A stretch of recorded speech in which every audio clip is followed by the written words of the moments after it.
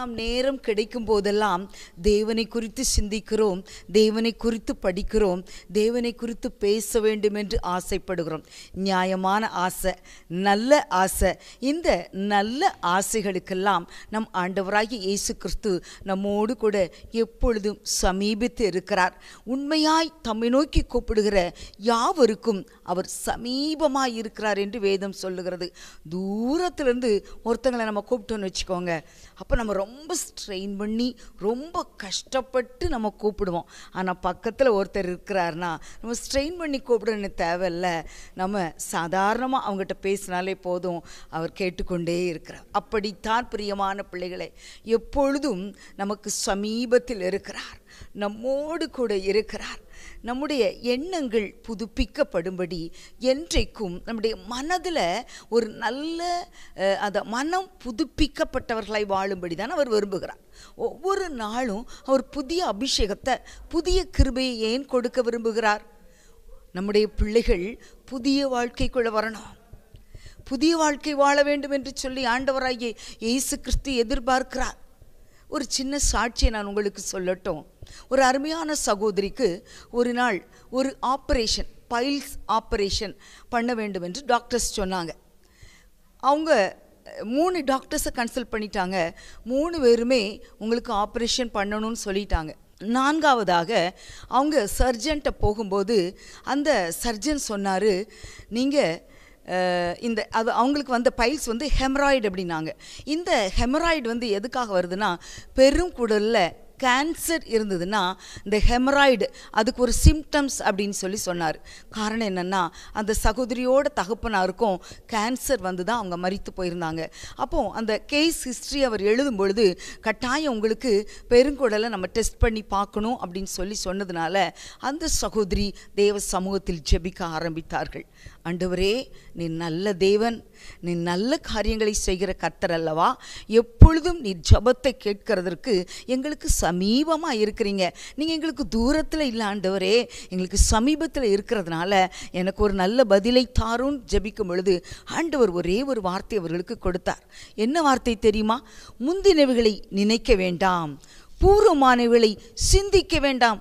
உன் சிந்தையை மாற்று, உன் நினைவை மாற்று, உன் நினைவை என்னிடத்தில் திருப்பு, உன் சிந்தையை என்னிடத்தில் திருப்பு.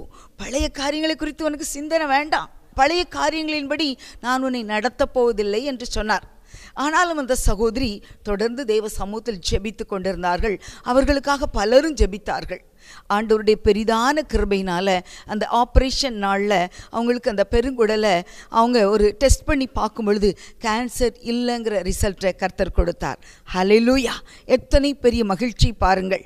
அப்போ கூடவே இருந்து நம்மை நடத்துகிறவர், முந்தின காரியங்கள் நமக்கு சம்பவிக்குமோ என்று சொல்லி நம்முடைய பழைய அனுபவங்களை நினச்சி, பழைய காரியங்களை நினச்சி நம்ம துக்கத்தோடு கூட ஒருவேளை இருக்கிறோன்னா, இன்னைக்கு கர்த்தர் உங்கள் ஒவ்வொருவரையும் பார்த்து பேசுகிறார். முந்தினைகளை நினைக்க வேண்டாம், பூர்வமானவைகளை சிந்திக்க வேண்டாம். உங்கள் வாழ்க்கையில் புதிய காரியத்தை செய்வதற்கு ஒருவர் வந்திருக்கிறார். அவர் பெயர் ஆண்டவராகிய இயேசு கிறிஸ்து. நீங்கள் யாராக இருந்தாலும் பரவாயில்லை, மதம், இனம், ஜாதி, பேதம் எதுவுமே அவருக்கு பெரிசல்ல. அவருக்கு நம்ம சந்தோஷமாக இருக்கணும், சுகமாக இருக்கணும், ஜனங்கள் சுகமாக இருக்கணும், சந்தோஷமாக இருக்கணும், விடுதலையாக இருக்கணும்னு சொல்லி தான் அவர் இந்த பூமிக்கு வந்தார். தன்னுடைய இரத்தத்தை சிந்தினார். இந்த பூமியில் மொத்த இரத்தத்தையும் சிந்தின ஆண்டவராய் இயேசு கிறிஸ்து தான் வாழ்க்கையில் புதியவைகளை செய்யும்படி வந்தார். இன்றைக்கும் கூட நான் மார்க் எழுதின சுவிசேஷம் 1ஆம் அதிகாரத்தை படித்து கொண்டிருக்கும் பொழுது எனக்கு அந்த அதிகாரத்தில் ஒரு சில வசனங்கள் என் இருதயத்தை விட்டு நீங்கவே இல்லை. அதைத்தான் நம்ம அப்படி கொஞ்ச நேரம் பேசலாமே அப்படின்னு சொல்லி நான் எடுத்துகிட்டு வந்திருக்கிறேன். அதாவது அந்த 1ஆம் அதிகாரத்தில் ஆண்டவராகிய இயேசு கிறிஸ்துவின் ஊழியத்தின் ஸ்டார்டிங்கை நம்ம பார்க்குறோம். எப்படி ஸ்டார்ட் பண்ணுறாருன்னா, அங்கே யோவான் ஸ்நானகன் ஜலத்தினால் ஞான ஸ்நானம் கொடுக்கிறார். இவர் பாருங்க, பெரிய தேவன், குமாரனாகிய கிறிஸ்து, பிதாவாகிய தேவனுடைய மடியில் இருந்தவர். அவர் அதை பெரிதாக எண்ணாமல் இந்த உலகத்திற்கு இந்த ஞானஸ்நானம் எடுக்கிறவர்கள் வரிசையில் நின்று இவரும் யோவான் ஸ்நானத்தில் ஞானஸ்நானம் பெற்றார். அப்போதான் பிதாவுடைய இருதயத்தில் பெரிய ஒரு சந்தோஷம். என் பிள்ளை எப்படி தன்னை தாழ்த்தி இருக்கிறார் என்று சொல்லி ஆண்டவருடைய அந்த சிச்சுவேஷனை பார்த்து பிதாவினுடைய இருதயத்தில் ஒரு சந்தோஷம் வந்தது. பாருங்க, மார்க் எழுதின சுவிசேஷம் 1ஆம் அதிகாரம் 10ஆம் வசனம், அவர் ஜலத்திலிருந்து கரையேறின உடனே வானம் திறக்கப்பட்டது, ஆவியானவர் புறாவை போல் அவர் மேல் இறங்கினார். அப்போ ஒரு சத்தம் கேட்கிறது. அதுதான் பிதாவினுடைய சந்தோஷமான சத்தம். எப்பொழுதுமே ஆண்டவராகிய இயேசு கிறிஸ்துவுக்காக நாம் இறங்கி ஒரு காரியத்தை செய்யும் பொழுது அவருடைய இருதயம் மிகவும் சந்தோஷம் அடைகிறது, பூரிப்படைகிறது. உடனடியாய் அவர் நம்மோடு கூட பேசுவார். அவர் பேசுகிற தேவன். அதை ப்ரூவ் பண்ணதா அன்றைக்கு குமாரன் அப்படியே போய் ஞானஸ்தானம் எடுத்து கரையேறி வந்த உடனே பிதாவுடைய சத்தம் கேட்கிறது, நீர் என்னுடைய நேசகுமாரன், உம்மில் பிரியமாயிருக்கிறேன். ஹல்லேலூயா. தன்னுடைய மொத்த பிரியத்தையும் குமாரன் மேலே வைத்திருந்தார். ஏன் தெரியுமா? அந்த பிதாவினுடைய உள்ளத்தை, உள்ளத்தின் நினைவுகளை, உள்ளத்தின் ஆசையை நிறைவேற்றுவதற்கு குமாரனாகிய இயேசு கிறிஸ்து தன்னை பூரணமாய் ஒப்பு கொடுத்தார். பூரணமாய் ஒப்பு கொடுத்தார். அவர் பூரணரான பின்பு ரட்சிப்பை அநேகர் பெற்றுக்கொள்வதற்கு காரணரானார் என்று எபிரேயராக்கியோன் எழுதியிருக்கிறார். பூரணரானார். எப்படி பூரணரானார்? தாழ்த்தினார். தாழ்த்தினார். இந்த பூமியில் வந்து மனிதனாக வாழ்ந்து மனிதனுக்கு என்னென்ன ப்ரொசீஜர் கொடுக்கப்பட்டதோ எல்லாவற்றையும் அவர் நிறைவேற்றினார். பாருங்க, அதனால தான் பிதாவுனுடைய இருதயத்தில் அத்தனை ஒரு சந்தோஷம் வந்து, நான் நேசிக்கிறேன்ப்பா, என் பிள்ளைய நான் நேசிக்கிறேன். நம்ம சொல்லுவோம் இல்லையா, நாம் பெற்றெடுத்த பிள்ளைகள் நமக்கு பிரியமான சில காரியங்களை செய்துட்டு வரும்பொழுது, ஏன் சொல்லுங்கள், நம்ம பிள்ளைகளோ பேர பிள்ளைகளோ இன்றைக்கி 2 வசனம் படித்தாச்சுன்னா நம்முடைய இருதயத்தில் எவ்வளோ சந்தோஷம், எவ்வளவு நமக்குள்ள அவங்களுக்கு ஏதாவது செஞ்சிடலாமா அப்படின்னு சொல்லி அவங்க கூட பேசுகிறோம். உனக்கு என்ன கிஃப்ட் வேணும் கேட்குறோம் இல்லையா? அப்படித்தான் நம்முடைய தகப்பனும் நம்ம அவருக்காக ஒரு சின்ன காரியத்தை செஞ்சால் போதும், என்ன கிஃப்ட் கொடுக்கலாம், என் பிள்ளைக்கு நான் என்ன கிஃப்ட் கொடுக்கலான்னு சொல்லி நம்மை பார்த்து கொண்டே இருப்பார். அத்தனை அன்புள்ள தகப்பன். அவர் தன்னுடைய ஊழியத்தை அப்படியே தொடங்குகிறார். அது அந்த வார்த்தை கேட்டது மாத்திரமல்ல, உடனே ஆவியானவர் அவர் எங்கே கொண்டு சென்றாராம்? வனாந்திரத்துக்கு கொண்டு சென்றார். வனாந்திர வழியாய் அவர் வந்த பின்புதான் அவர் ஊழியத்தை நிறைவேற்ற முடிந்தது. இப்படித்தான் அடிமைத்தனத்தின் வீடாகிய எகிப்து என்று எழுதப்பட்ட வார்த்தையின்படி எகிப்திலிருந்து தம்முடைய ஜனங்களை பிதாவாகிய தேவன் எப்படி கூட்டிக் கொண்டு வந்தார்? வனாந்திரத்தின் வழியாக. பெரிய வனாந்திரம் என்று ஒரு வசனத்தில் எழுதப்பட்டு இருக்கிறது. அப்படி பெரிய வனாந்திரத்தின் வழியாக அவர்கள் கடந்து வரும் பொழுது சேயீர் மலை தேசத்தார் வழியாக அப்படி அவங்களை கிராஸ் பண்ணி வர வேண்டியிருந்தது. அப்படி ஒவ்வொரு இடமாக அவர்கள் கிராஸ் பண்ணி வர வேண்டிய அவசியமாயிற்று. இப்படித்தான் ஆண்டவராகிய இயேசு கிறிஸ்துவும் தன்னுடைய ஊழிய பாதையில் எதையெல்லாம் பிதாவாகிய தேவன் தனக்கு அனுமதித்தாரோ அவை எல்லாவற்றையும் சரியாய் செய்து முடித்த கர்த்தர். அவர் சரியாய் நிறைவேற்றினார். இன்றைக்கும் ஆண்டவராகிய இயேசு கிறிஸ்துவை நம்முடைய இருதயத்தில் ஏற்றுக்கொண்டு நம்முடைய ஊழியத்தை நிறைவேற்றி கொண்டு இருக்கிறோமா? முடிந்ததை செய்கிறோம் அல்லவா? நம்மால் முடிந்ததை செய்வோம். பல நேரங்களில் நம்முடைய சரீரத்தில் பலவீனம் இருந்தாலும் அந்த பலவீனத்தையும் பொருட்படுத்தாது கர்த்தருக்கென்று ஒரு ஸ்டெப் நம்ம எடுத்து வைக்கும்போது அந்த அன்புள்ள பிரயாசத்தை மறக்கிறதற்கு அவர் மனுஷன் கிடையாதுங்க. அவர் அநீதி உள்ள தேவன் அல்ல, அவர் நீதி உள்ள தேவனாய் இருக்கிறார். ஏன்னா பிதாவினிடத்தில் இருந்த நீதி கிறிஸ்துவுக்குள்ளாய் இருந்தது. அந்த நீதியை அவர் நம்மிடத்தில் நிறைவேற்றுகிற கர்த்தர். ஹல்லேலூயா. அப்படியே அவர் பாருங்க, அந்த வனாந்திரத்தில் ஆவியானவர் அனுமதித்த அந்த 40 நாட்களையும் நிறைவேற்றி முடித்த பிறகு பாருங்க 15ஆம் வசனத்தில் மனம் திரும்பி சுவிசேஷத்தை விசுவாசியுங்கள் என்று பிரசங்கிக்க தொடங்கினார். அதாவது யோவான் ஸ்நானகனும் அந்த வார்த்தையை கொண்டே தன்னுடைய ஊழியத்தின் காலத்தை தொடங்கினார். இவரும் அப்படியே தொடங்கி வருகிறார். நான் முதலாவது ஒரு சாட்சியை சொன்னேன் பார்த்தீங்களா, பூர்வமானவர்களை சிந்திக்க வேண்டாம் என்று சொல்லி. இப்போது எனக்கு இந்த அதிகாரத்தை வாசிக்கும் பொழுது ஆண்டவராய் இயேசு கிறிஸ்து ஓய்வு நாளில் ஒரு ஜெப ஆலயத்தில் பிரசங்கம் பண்ணினார், போதகம் பண்ணி கொண்டு இருந்தார். அவர் ஒரு நல்ல போதகர். ஆனால் அவரை நல்ல போதகர்னு சொல்லும் பொழுதே அவர் சொன்னார், என்னை எப்படிப்பா நீ நல்லவர்னு சொல்கிறேன்னு கேட்டார். பார்த்தீங்களா, எத்தனை நல்ல தேவன். வீண் புகழ்ச்சி அவர் விரும்பவே இல்லை. இன்னைக்கு மனிதர்கள் புகழ்ச்சி விரும்பி எங்கெங்கேயோ ஓடி என்னென்ன வார்த்தைகளுக்கோ ஏங்கி கொண்டு இருக்கிற காலம். இன்றைக்கும் கூட ஆண்டவராகிய இயேசு கிறிஸ்து நம்மோடு கூட பேசுகிறார். உன்னை ஒரு மனுஷன் வாழ்த்தி பேசினாலும் நீ கவலைப்படாத, உன்னை பெரிய சந்தோஷப்பட்டுறாத. உன்னை ஒரு மனுஷன் தூஷித்து பேசினாலும் கவலைப்படாத. அப்படியே நம்ம போனோம். அப்படித்தான் ஆண்டவராகிய இயேசு கிறிஸ்துவும் இந்த பூமியில் வாழ்ந்த நாட்களில் அவருடைய போதகத்தை கேட்டு அநேகர் அவரிடத்தில் சேர்ந்தார்கள். அவருடைய போதகத்தை குறித்து அநேகர் ஆச்சரியப்பட்டார்கள். ஆனால் அவருடைய போதகத்தை குறித்து அநியாயமாய் விமர்சித்தவர்களும் உண்டு. அல்லேலூயா. இன்றைக்கு அப்படிப்பட்ட காலகட்டத்தில் தான் நாம் வாழ்ந்து கொண்டு இருக்கிறோம். பாருங்க, அதாவது அதில் 21ஆம் அதிகாரத்தில் கப்பர்நகூமுக்கு போனார். அவர் ஓய்வு நாளில் ஜெபாலயத்தில் பிரவேசித்து போதகம் பண்ணினார். அந்த இடத்துல அவர் எப்படி போதிக்கிறார் பாருங்க. எனக்கு ரொம்ப பிடிச்சிருந்தது அது வாசிக்கும் பொழுது. வேத பாரகரை போல் போதியாமல். அப்போ வேத பாரகருக்கு என்று போதிக்கிற ஒரு காரியம் இருக்கிறது. இப்படித்தான் போதிக்க வேண்டும் என்று வேத பாரகர்கள் தங்களுக்கென்று நியமித்து கொண்ட சில காரியங்கள், சில கொள்கை பிடிப்புகள் அவர்களுக்கு உண்டு. வேத பாரகனாகிய எஸ்ரா வேதத்தின்படி நடப்பதற்கு தன் இருதயத்தை பக்குவப்படுத்தியிருந்தான். முக்கியமானது என்ன? இருதயமானது பக்குவப்படுத்தப்பட வேண்டும். இருதயத்தை பக்குவப்படுத்தி இருந்தால் போதுங்க. ஹல்லேலூயா. வேதம் நம்மை விட்டு விலகாது, நாமும் வேதத்தை விட்டு விலகவே மாட்டோம். எப்படிப்பட்ட போதனைகள் நம்மிடத்தில் வந்தாலும் எந்த போதனைகளும் நம்மை இடறுதலுக்கு உட்படுத்தாது. நாம் தைரியமாக இருக்கலாம். காரணம் என்னவென்றால் நம்முடைய வாழ்க்கை வசனத்தின் மேலாய் கட்டப்பட்டு இருக்கிறது அல்லவா? ஹல்லேலூயா. பாருங்க, ரொம்ப அழகாக அவர் போதித்து கொண்டே இருக்கிறார். வேதபாரகரை போல போதிக்கல, அதிகாரமுடையவராய் போதித்தார். அவர் கொடுக்கப்பட்ட அதிகாரத்தின்படி போதித்து கொண்டு இருந்தார்.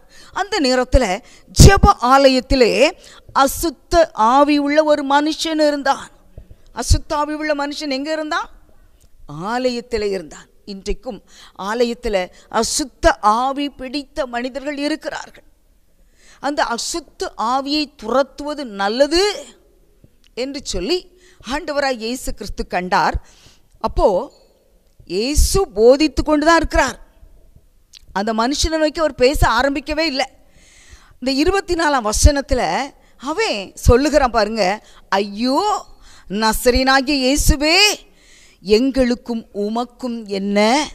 எங்களை கெடுக்கவா வந்தீர்? பாருங்க, அந்த ஆவி இப்போ நம்ம வெளியே போக வேண்டியது இருக்குமே, பரிசுத்தர் அதிகாரமுடையவராய் போதிக்கிறாரே என்று சொல்லி தானாகவே பேச ஆரம்பிச்சிச்சு. அந்த மனுஷனுக்குள்ளேருந்து, எங்களை கெடுக்க வந்திருக்கிறீங்களா? எங்களை கெடுக்க வந்திருக்கிறீங்களா நசரேயனாகிய இயேசுவே? அழகா அட்ரஸ் சொல்லி பேசுது பார்த்தீங்களா? நசரேயனாகிய இயேசுவே, உங்களுக்கு எனக்கு என்னப்பா உறவு? என்ன வெளியே அனுப்புறதுக்கு வந்திருக்கிறீங்களே? அசுத்த ஆவிகள் இனம் கண்டுகொள்ளும். உங்களுக்குள்ள இருக்கிற ஆவி உண்மையிலே பரிசுத்த ஆவியா, உண்மையிலேயே அசுத்த ஆவியா என்பதை அசுத்த ஆவிக்கு தெரியும். உங்களுக்குள்ள இருந்து எந்த ஆவி பேசுதுங்கிறத அசுத்த ஆவிகள் அழகாய் புரிந்து கொள்ளும். அழகாய் புரிந்து கொள்ளும். பாருங்க, அது அழகா பேசுது. உம்மை இன்னார் என்று அறிவேன், நீர் தேவனுடைய பரிசுத்தர் என்று சத்தம் போடுறான். கத்த ஆரம்பிச்சிட்டான். நீ பரிசுத்தர், பரிசுத்தர் இருக்கிற இடத்துல நான் இருக்கவே முடியாது. உடனே ஆண்டவராக இயேசு கிறிஸ்து சொன்னார், பேசாமல் போயிரு, நீ இருக்க வேண்டிய இடம் இது இல்லை. ஏனென்றால் இந்த அன்பு மகன் ஜெப ஆலயத்துக்குள்ளே இருக்கிறான். இவனை நான் நேசிக்கிறேன். இவன் சரீரத்தை நான் என்னுடைய ஆலயமாய் மாற்ற வேண்டிய நேரம் வந்தாச்சு. நீ இன்னவனவனை கெடுத்துக்கிட்டு இருக்கவே முடியாது. அவன் அந்த ஆவி என்ன சொல்லுது? என்ன கெடுக்கிறதுக்கு நீ வந்திருக்கன்னு சொல்லுது. கர்த்தர் எவ்வளோ நல்லவர் பாருங்க. என்றைக்கும் அசுத்த ஆவிகள் நம்மிடத்தில் குடிகொண்டு இருக்கிறதற்கு நம் ஆண்டவராகிய இயேசு கிறிஸ்து விடாத தேவன். ஒரே ஒரு வார்த்தை தான், நீ பேசாத, புறப்பட்டு போய்வனை விட்டு அப்படின்னு சொன்னார். 27ஆம் வசனத்தில் எல்லாரும் பார்க்குறாங்க, இது என்ன ஆச்சரியம். அது வரைக்கும் பாருங்க, பிசாசு துரத்தப்படவில்லை. எத்தனை வேதபாரகர் போதித்தார்கள், எத்தனையோ பேர் பிரசங்கம் பண்ணியிருக்கிறாங்க, யாரும் இந்த வேலையை செய்யலை. யாரை பார்த்தும் அசுத்தாவி பேசலை. இயேசு கிறிஸ்து வந்த உடனே அசுத்தாவி தானா பேசி தானாவே வெளியே ஓடுகிறது. கர்த்தர் நல்லவர். எல்லாரும் ஆச்சரியப்பட்டு, இது என்ன, இந்த புதிய உபதேசம் எப்படிப்பட்டது? இவர் அதிகாரத்தோடு அசுத்தாவிகளுக்கும் கட்டளையிடுகிறார், அவைகள் இவருக்கு கீழ்ப்படுகிறதே என்று சொல்லி தங்களுக்குள்ளே ஒருவரோடு ஒருவர் பேசிக்கொண்டார்கள், சொல்லிக்கொண்டார்கள். இது புதிய உபதேசம். அசுத்த ஆவி வெளியேறுவது புதிய உபதேசம். இந்த உபதேசத்துக்கு தான் ஆண்டவர் தன்னோடு கூட பிள்ளைகளை அழைத்து கொண்டே வந்தார். வாங்க, நான் உங்களை மனுஷங்களை பிடிக்கிறவர்களாக்குவேன், அப்படி சொல்லி தான் அவர் கூட்டிக் கொண்டு வருகிறார். வந்த பிறகுதான் இந்த அற்புதமே நடக்குது. மனுஷரை பிடிச்சாச்சா? அப்போ அசுத்த ஆவி வெளியே போன உடனே அந்த மனிதன் யாருக்கு சொந்தக்காரனாய் மாறிவிட்டான்? இயேசு கிறிஸ்துவுக்கு அந்த சரீரம் முழுவதுமாய் சொந்தமாகிறது. இன்றைக்கும் நம்முடைய சரீரத்தில் ஒன்று அசுத்த ஆவி தங்கியிருக்கும், இல்லை பரிசுத்த ஆவி தங்கி இருக்கணும், இல்லையா? நம்ம எதற்கு இடம் கொடுத்துருக்கிறோம்? அதே ஆண்டவராகிய இயேசு கிறிஸ்துவினிடத்தில் இன்னும் ஒரு சம்பவத்தை நான் உங்களுக்கு சுருக்கமாய் சொல்லுகிறேன் பாருங்கள். ஆண்டவராக இயேசு கிறிஸ்துவினிடத்தில் ஒரு அருமையான சகோதரி வர்றாங்க. அதே மார்க்கு எழுதின சுவிசேஷம் 8ஆம் அதிகாரம் 26ஆம் வசனம். அந்த ஸ்திரீ சிரோபேனிக்கேயா தேசாளாகிய கிரேக்க ஸ்திரியாய் இருந்தாள். அவள் தன் மகளை பிடித்திருந்த பிசாசை துரத்திவிட வேண்டும் என்று அவரை வேண்டிக் கொண்டாள். பாருங்க, அங்க பிசாசை பேசிச்சு, இங்கு தன்னுடைய மகளுக்காக. இதெல்லாம் அவங்க கேள்விப்பட்டிருப்பாங்கல்ல, அதனால கேள்விப்பட்டபடினால மகளிடத்தில் பிசாசு இருக்குன்னு பார்த்து இந்த தாயார் ஓடி வந்துட்டாங்க. எப்படியாவது மகளுக்கு விடுதலை வாங்கணும்னு சொல்லி தாயார் வந்து ஆண்டவராக இயேசு கிறிஸ்துவோட கேட்குறாங்க. உடனே இயேசு என்ன சொன்னார் தெரியுமா? முந்தி பிள்ளைகள் திருப்தி அடையட்டும், என் பிள்ளைகளை நான் திருப்திப்படுத்தணும்னு வந்திருக்கிறேன். பிள்ளைகளின் அப்பத்தை எடுத்து நாய்க்குட்டிக்கு கொடுக்க மாட்டேன் அப்படின்னு சொன்னார். ஆனாலும் அவள் அப்படியே தன்னை தாழ்த்தினாள் அல்லவா? மேஜையில் நல்லா சாப்பிட்டுட்டு இருக்கிறீங்க, இந்த சாப்பிட்டதுலேருந்து கொஞ்சம் கீழே விழும் இல்லையா? அந்த கீழே விழுகிறத நாய்க்குட்டிகள் பொறுக்கி கொள்ளுமே. நான் நாய் இல்லைப்பா, நான் நாய்க்குட்டி ஆண்டவரே. அப்படி தன்னை தாழ்த்தினாள் பாருங்க. அப்பொழுது அவர், நீ சொன்ன வார்த்தை நிமித்தம் போகலாம். அவ சொன்ன வார்த்தை நிமித்தம் தான். அங்கேயும் பிசாசு பிடித்தவன் அவன் சொன்ன வார்த்தை நிமித்தம் தான் பிசாசை வெளியேற்றினார். இங்கேயும் அந்த தாய் சொன்ன வார்த்தை நிமித்தம் தான் பாருங்க, உன் மகளை விட்டு பிசாசு நீங்கி போயிற்று. நம்முடைய வாயின் வார்த்தைகள் எப்படி இருக்கிறது? ஆண்டவராகிய இயேசு கிறிஸ்துவினிடத்தில் வந்திருக்கிறோம். அவர் நம்மை சுகமாய் வாழ வைக்கிற தேவனாய் இருக்கிறார். நம்மை ஒரு நாளும் அவர் விட்டு கொடுக்காத கர்த்தர். பாருங்க, வெளிப்படுத்தின விசேஷத்தில் ஒரு அழகான வசனம் இருக்கிறது. வெளிப்படுத்தின விசேஷம் 12ஆம் அதிகாரம் 18ஆம் வசனம். அதில் பாதியிலிருந்து நான் வாசிக்கிறேன். தீர்க்கதரிசிகளாகிய உம்முடைய ஊழியக்காரருக்கும் பரிசுத்தவான்களுக்கும் உமது நாமத்தின் மேல் பயபக்தியாயிருந்த சிறியோர் பெரியோருக்கும் பலன் அளிக்கிறதற்கும் பூமியை கெடுத்தவர்களை கெடுக்கிறதற்கும் காலம் வந்தது. ஹல்லேலூயா. பல பேர் பலருடைய வாழ்க்கையை இந்த நாட்களில் கெடுத்து கொண்டு இருக்கிறாங்க.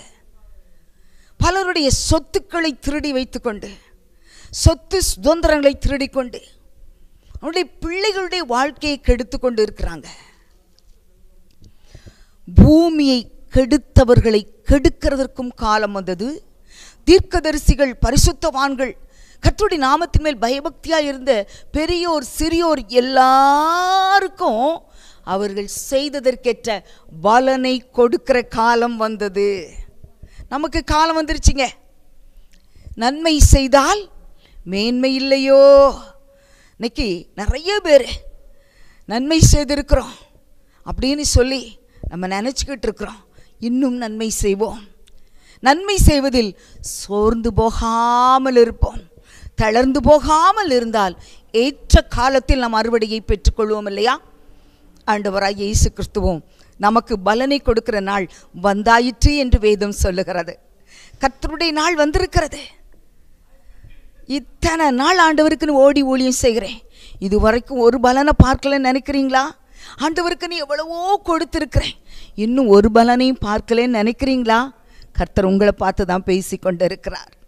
ஓடிக்கொண்டே இருக்கிறேனே, இந்த உலகத்தின் முன்பதாக இந்த உலகம் என்னை நிந்திக்கிறது, என்னுடைய ஓட்டம் ஆண்டவருக்கு மாத்திரம்தானே தெரியும், அவர் என்னை உண்மை உள்ளவராய் கண்டிருக்கிறாரே என்று சொல்லி இருதயத்தில் நீங்கள் நினைத்து கொண்டு இருக்கிறீர்கள் என்றால் கர்த்தர் உங்களுக்கு சொல்லுகிறார், பலன் கொடுக்கிற காலம் வந்துவிட்டது, பலன் கொடுக்கிற காலம் வந்தாயிற்று. குடும்பத்தில் கூட இதுவரைக்கும் உங்கள் குடும்பத்தை நேர்த்தியாய் நடத்தி பாருங்க. பிள்ளைகள் ஒரு வேளை பெற்றோரை மறந்து போயிருக்கலாம். என் பிள்ளைகள் என்னை மறந்து போயிட்டாங்களே, என் பிள்ளைகளை நான் எவ்வளவோ படிக்க வச்சேன், இன்றைக்கி வயது முதிர்ந்த காலத்தில் என் பிள்ளைகள் என்னை பார்க்க முடியலையே நினச்சிக்கிட்டு இருக்கிறீங்களா? கர்த்தர் உங்களை பார்த்து கொண்டு இருக்கிறார். உங்களுக்கென்று கர்த்தர் தன்னுடைய பிள்ளைகளை அனுப்புகிறார். இப்பொழுது உங்கள் எல்லைகளுக்குள்ளே பிள்ளைகள் வருகிறார்கள். உங்களை கவனித்து கொள்ளும்படி கர்த்தர் ஆட்களை அனுப்புகிறார். கர்த்தர் நல்லவர், ஒருபோதும் ஒருவரையும் ஒரு நாளும் கைவிடாத நேசர் அவர். கலங்காதிருங்கள், கலங்காதிருங்கள். ஏனென்றால் இந்த பூமியில் நமக்கு விரோதமாய் கிரியை செய்கிற அசுத்த ஆவிகளை அவர் துரத்துகிறார். அந்த அதிகாரத்தை அவர் நமக்கும் தந்திருக்கிறார். 2 பேராக தன்னுடைய ஊழியத்திற்கென்று பிள்ளைகளை அனுப்பின பொழுது இந்த அதிகாரத்தை அவர்களுக்கு கொடுத்துதான் அனுப்பினார். பிசாசு உங்களுக்கு பயப்படுறதுக்காக நீங்கள் ரொம்ப சந்தோஷப்பட்டுறாதீங்க. உங்கள் நாமம் பரலோக ராஜ்யத்தில் எழுதியிருக்கிறதுக்காக சந்தோஷப்படுங்கள் என்று புத்தி சொன்ன தேவன் அவர். இன்றைக்கும் கர்த்தர் நமக்கு கொடுத்த அதிகாரத்தின்படி நாம் போதிப்போம். அந்த அதிகாரத்தை கரத்தில் எடுத்து நாம் பிசாசுகளை துரத்துவோம், கர்த்தருடைய நாமத்தை நாம் உயர்த்துவோம். அன்பின் பரலோக தகப்பனே, இந்த நல்ல வேளைக்காய் நன்றி செலுத்தியுமே நாங்கள் ஸ்தோத்திரிக்கிறோம் அப்பா. பலன் கொடுக்கிற காலம் வந்தாயிற்று ஆண்டவரே. எங்களுக்கு என்னென்ன பலாபலன்களை கொடுக்கும்படி இந்த பூமியில் கர்த்தர் நீ தீர்மானம் பண்ணி திட்டமிட்டு வைத்திருக்கிறீர்களோ அப்பா, அவை எல்லாவற்றையும் பெற்றுக்கொள்ளும்படி நாங்கள் காத்திருக்கிறோம். கர்த்தர் நீர் அவைகளை தந்து எங்களை மகிழ பண்ணுங்க அப்பா. நீங்கள் ஊழியத்தை தொடங்கின நாட்களில் நீர் என்னுடைய நேசகுமாரன் என்று சொல்லி உம்மை அட்ரஸ் பண்ணி பிதாவாகிய தேவன் உம்மை பேசினது போல் ஆண்டவரே, எங்களுக்கும் கர்த்தர் நீர் அட்ரஸை கொடுங்கப்பா. அப்படிப்பட்ட கிருபை எங்கள் மேலே ஊற்றப்படட்டும். நசரேயனாகிய இயேசுவின் நாமத்தில் ஜெபிக்கிறோம் நல்ல பிதாவே, ஆமென், ஆமென். ஹல்லேலூயா, ஹல்லேலூயா.